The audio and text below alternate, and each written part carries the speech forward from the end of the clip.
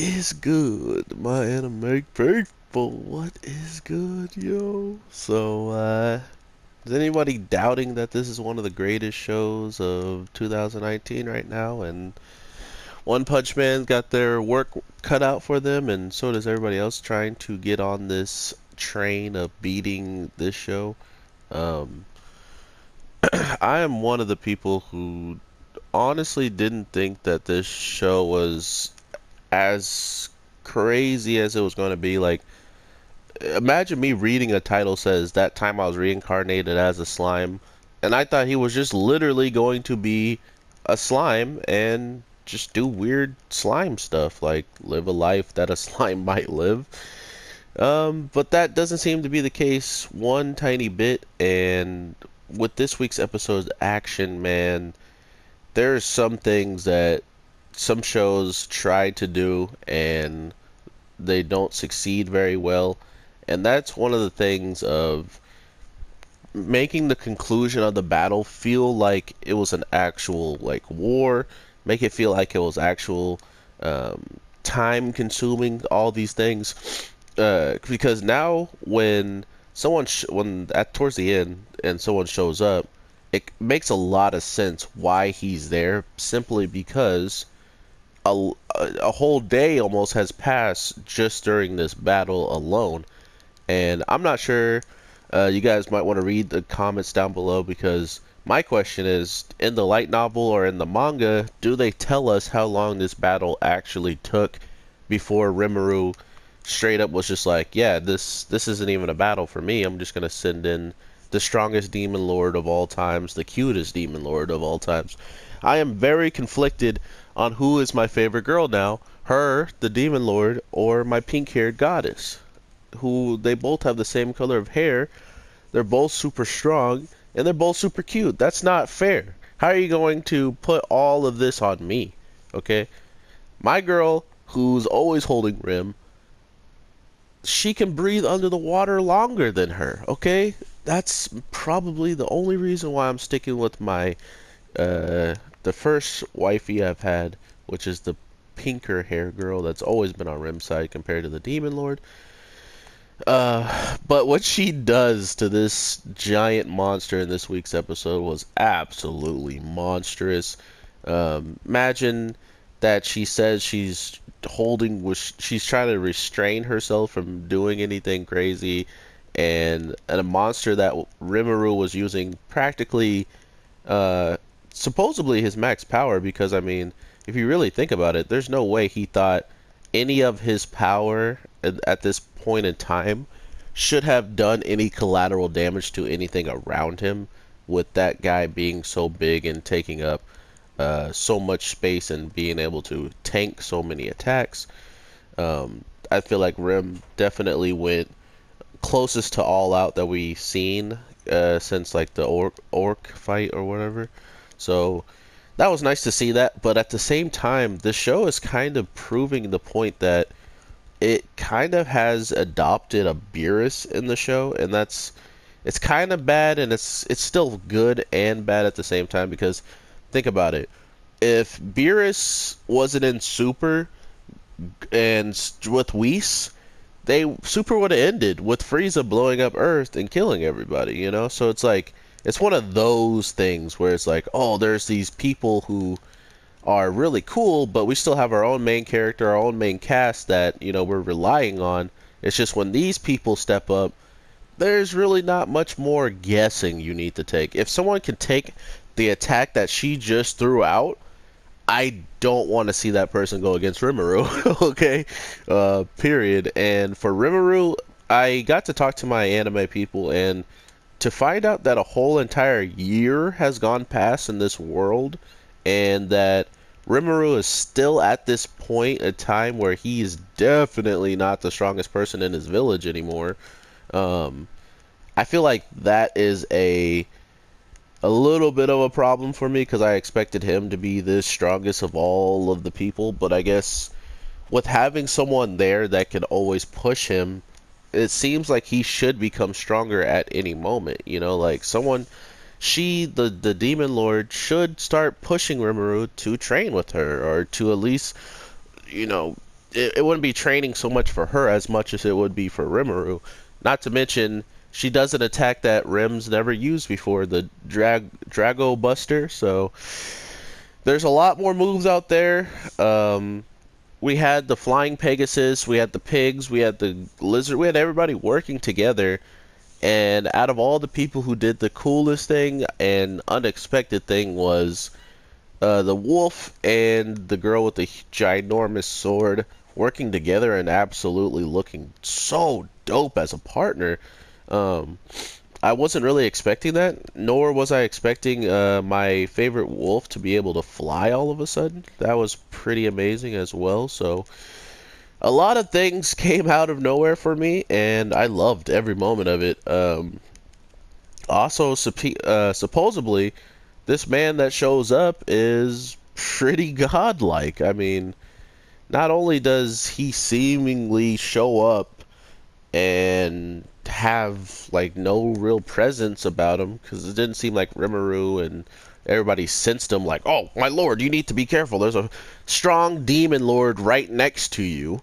No one seemingly noticed besides our girl, which maybe that's an ability that demon lords have to be able to conceal their presence well, because not only did he like pretty much walk up on them or been watching this whole entire time, but he then teleports away with 3 people. His ability to teleport can take multiple people, which is pretty scary thing right there, in my opinion. What's stopping him from teleporting some strong level demons with him and just going ham on people, you know? So to hear him say that he already is going to sign an alliance with Rimuru, that's just kind of like the whole entire basis of the show.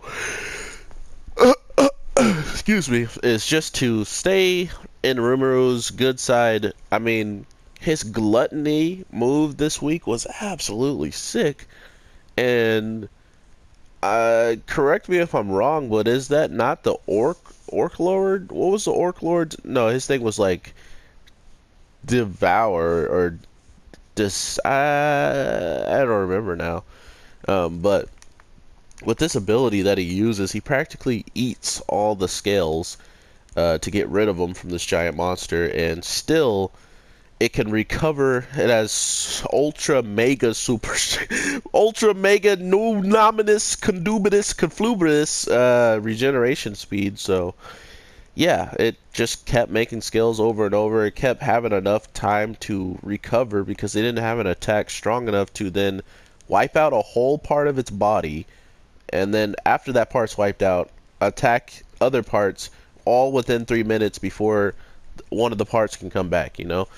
That is definitely what they had to do throughout this whole battle, and it wasn't working at all, so much so that Rim literally got lucky and heard this man screaming out the Demon Lord's name, and pretty much figured out that he's like, oh, I don't even gotta do anything here. I'm just gonna throw out whatever he wants, and we're gonna get this over with. And sure enough, he didn't even get to touch the girl. And I'm gonna ask my anime people as well, what was the what did she do to stop all of the scales? She stopped all of the scales and everything.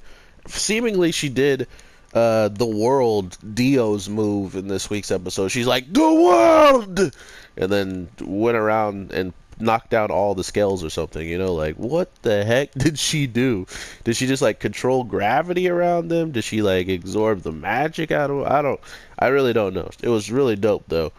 And then to just see her blast it away with one attack, like got a blast type of attack, man, that was, this episode knows that it's super dope, and it's just continuously showing us that this show has so much more potential within just the overall narrative of it. Not even just the battling, because the battling seemingly still has a lot to be deterred in the sense of only time we've really seen someone go full out now is and she didn't even go out. That's quote unquote restrained. A little bit of restraint anyway, because she said she wanted to smack him, like physically punch him in the face or something, and that would have been enough. But she ended up using this attack, so I guess there wasn't any restraint. This is uh, no restraint, and she's still just stupid, dumb, powerful. So hopefully that becomes an asset to Rimuru in the sense of making him stronger. And seeing how a year can go by this quickly, can he improve himself much higher than he already has this year and like another year or a couple months or something? Because at this point, just like how this demon lord cardinal shows up and then cuts down to him, you know, he doesn't have any really negative things to say besides, wow, you, instead of killing the beast and figuring out a way to kill every single part of it, you saved the person that was inside that was causing all the problems in the first place. So he really didn't have a reason to fight Rimuru at that point, including since one of his subordinates actually made it out. And he probably thought after his subordinate was sent, he could have gotten injured by Rimuru and stuff like that. But when you think about it, the group of people that guy told to leave and to go back to the Lord were with him. Like, one of them was with them. So they clearly knew exactly what had happened and even what their teammate was doing to go and get the power that he was hoping for, or that he was told by the masked people. So it was clear that that guy knew exactly what was going on, which is another reason why I don't think he attacked off the bat, and another reason why he wanted to form the alliance, because if he's willing to go that far to save a person that is causing a lot of damage within, you know, just showing up and trying to attack, it just shows that he has that much more promise of being a better person than anyone he's ever met. Because he has no grudges against even someone trying to destroy him or trying to destroy one of his allies. I honestly don't know where this show is going, but from what I'm hearing from the people that I love to talk to about with this show, supposedly there are some monstrous parts coming up soon, guys, and if we do get to it in this first season, we should be clapping our hands and jumping out of our seats very, very soon here. But that is only if it gets to that part. Not to mention, we still got to see where this show is going to go in the overall of it all. Because at this point, we could get a little bit of a filler episode, and you know they put out some stuff that we probably didn't need. But at the same time, I don't care what this show does. It can't do wrong to me. Let me know if you guys feel the same way, because at this point, man, the show is so fire that I'm just trying to figure out where is the end game of, you know, this overall narrative of the show that they're trying to throw across, because Rimuru, super fun character to watch. Not only that, it feels like we haven't learned much of an in-game goal for Rimuru. What does Rimuru truly think he can accomplish besides beating Demon Lord Leon and honoring the pact, or honoring what he has said to one person in his life? You know, so, and from what I'm getting and what the information I know is, Leon isn't the last overall arcing boss of this show, seeing how they easily introduced something that was stronger or on par with the Demon Lord this week.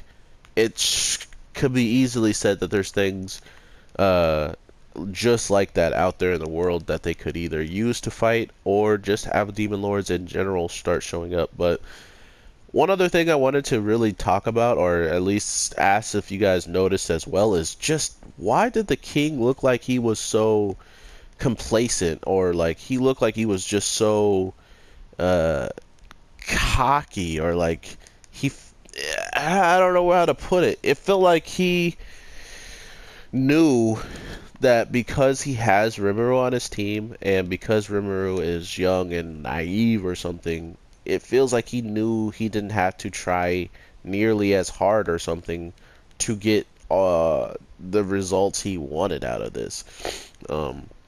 I don't know. I just really didn't appreciate the way he came off like, oh, I gotta send help to my junior and this and that.